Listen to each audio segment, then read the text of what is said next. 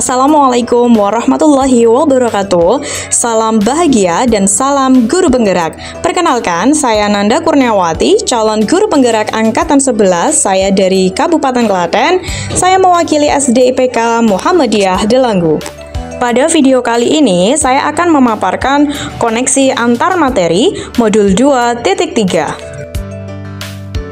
Tujuan pembelajaran khusus yaitu CGP mampu menyimpulkan dan menjelaskan keterkaitan materi yang diperoleh dan membuat refleksi berdasarkan pemahaman yang dibangun selama modul 2 dalam berbagai media. Pemikiran reflektif terkait pengalaman belajar. Pengalaman materi pembelajaran yang baru saja diperoleh, pada modul 2.3 saya belajar tentang coaching supervisi akademik melalui alur Merdeka pada LMS Pendidikan Guru Penggerak. Materi pada modul ini terdiri dari konsep coaching secara umum dan konsep coaching dalam konteks pendidikan, paradigma berpikir dan prinsip coaching, supervisi akademik dengan paradigma berpikir coaching.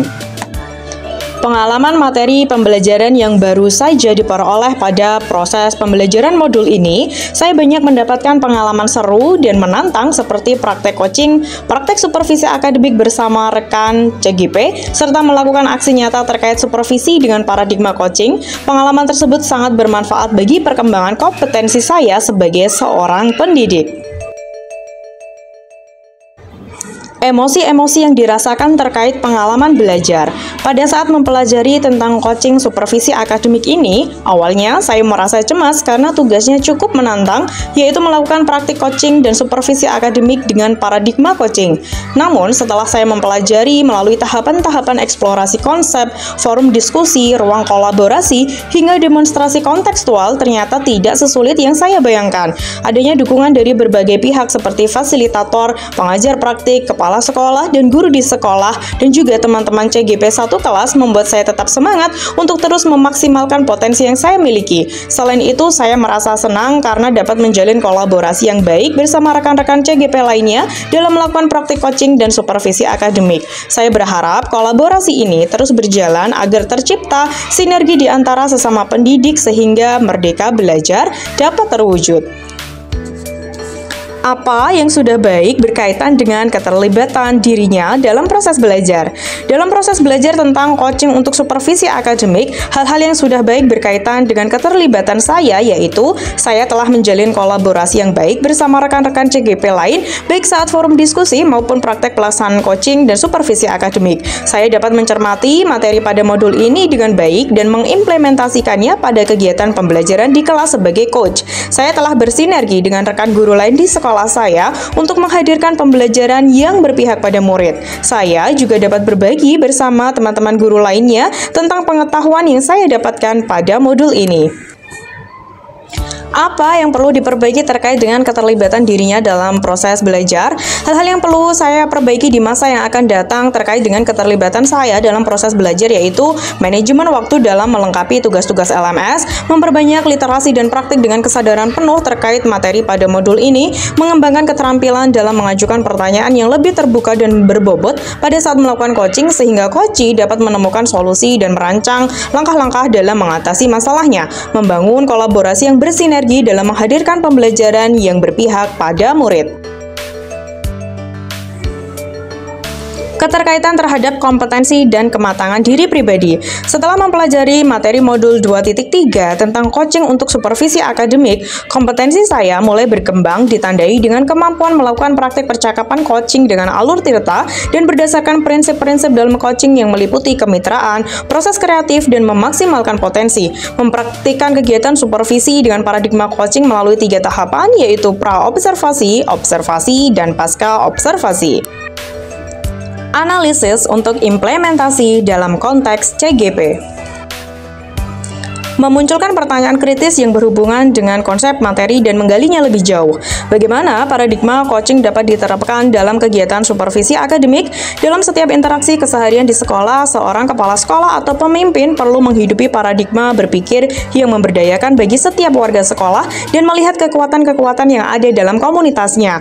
Melalui supervisi akademik, potensi setiap guru dapat dioptimalisasi sesuai dengan kebutuhan yang nantinya dapat membantu para guru dalam proses peningkatan peningkatan kompetensi dengan menerapkan kegiatan pembelajaran baru yang dimodifikasi dari sebelumnya. Dan salah satu strategi yang dapat dilakukan dalam mencapai tujuan tersebut adalah melalui percakapan coaching dalam keseluruhan rangkaian supervisi akademik.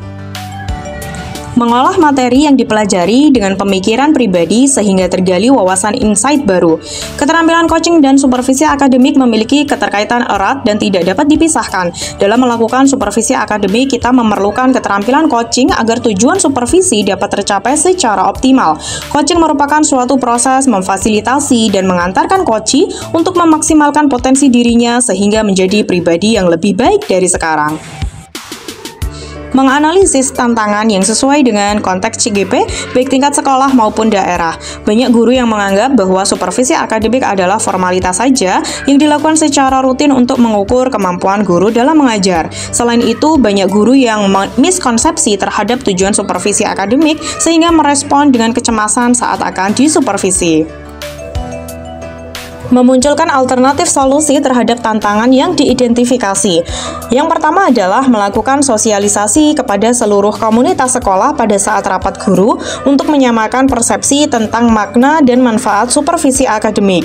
Kedua, berbagi kepada rekan-rekan guru tentang praktek coaching dalam supervisi akademik melalui berbagai media digital yang dapat diakses kapan dan di mana saja. Membuat keterhubungan.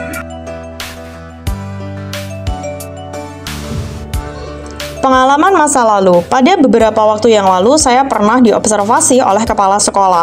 Pada saat itu, saya sangat merasa percaya diri karena melalui supervisi, saya bisa merefleksi kegiatan pembelajaran yang saya laksanakan kepada murid. Pada saat itu, saya mengajar matematika pada materi perkalian menggunakan alat peraga roda pintar. Menurut saya, kegiatan supervisi tersebut berjalan dengan lancar. Kepala sekolah terlebih dahulu menyampaikan beberapa informasi, rubrik penilaian, dan instrumen supervisi sebelum supervisi atau pra-supervisi. Dan kemudian mengamati proses mengajar yang saya laksanakan. Setelah selesai mengajar, beliau memanggil saya untuk berdiskusi terkait hasil observasi dan memberikan feedback yang membangun. Dari feedback tersebut, saya merefleksi kegiatan pembelajaran yang saya lakukan dan membuat rencana tindak lanjut untuk perbaikan di masa yang akan datang. Penerapan di masa datang. Melalui program pendidikan guru penggerak, saya telah mendapat wawasan yang bermanfaat tentang coaching untuk supervisi akademik di masa yang akan datang. Saya akan menerapkan satu paradigma berpikir dalam pelaksanaan kegiatan pembelajaran agar dapat memaksimalkan potensi yang dimiliki murid. Dua, menjadikan supervisi akademik sebagai upaya dalam meningkatkan kompetensi guru untuk mewujudkan pembelajaran yang berpihak pada murid.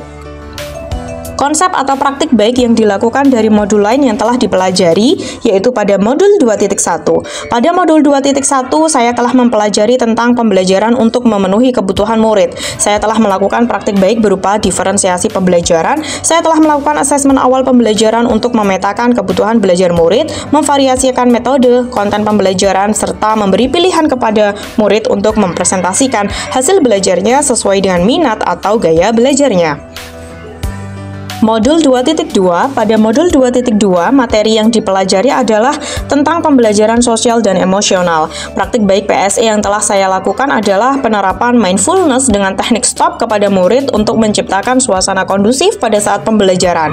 Selain itu, saya juga melaksanakan PSE dalam penciptaan iklim kelas atau sekolah, modul pembiasaan kompetensi sosial dan emosional, serta menerapkan PSE secara eksplisit pada berbagai kegiatan sekolah.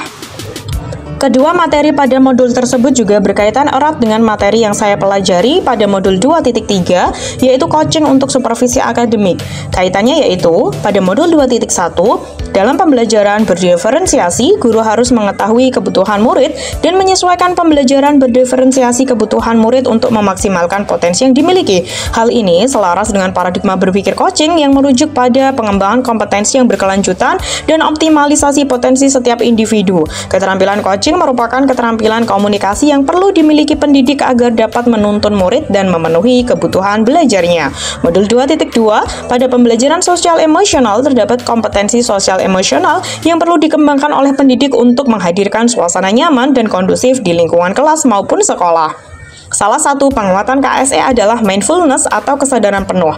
KSE dan kesadaran penuh ini juga diperlukan dalam pelaksanaan coaching untuk supervisi akademik. KSE dapat membantu coach untuk melakukan kehadiran penuh, mendengar secara aktif, dan mengajukan pertanyaan-pertanyaan berbobot berdasarkan kata kunci yang diberikan oleh coach. Informasi yang didapat dari orang atau sumber lain dari luar bahan ajar CGP. Permendikbud nomor 15 tahun 2007 tentang standar kepala sekolah dan Permendiknas nomor 12 tahun 2007 tentang standar pengawas sekolah atau madrasah menjelaskan bahwa tugas supervisi sekolah meliputi tugas merencanakan program supervisi akademik terhadap guru dengan menggunakan pendekatan dan teknik supervisi yang tepat serta menindaklanjuti hasil supervisi akademik terhadap guru dalam rangka meningkatkan profesionalisme guru. Kepala sekolah yang baik tidak hanya sekedar melakukan perencanaan yang baik, tetapi juga membimbing guru dengan baik pula. Secara teoritis, kepala sekolah telah banyak menyusun perencanaan supervisi guru di kelas, namun dari kesibukan tugas pokok lain. Demikianlah pemaparan koneksi antar materi pada modul 2.3. Semoga bermanfaat. Salam guru penggerak, tergerak, bergerak, dan menggerakkan. Akhir kata, Assalamualaikum warahmatullahi wabarakatuh.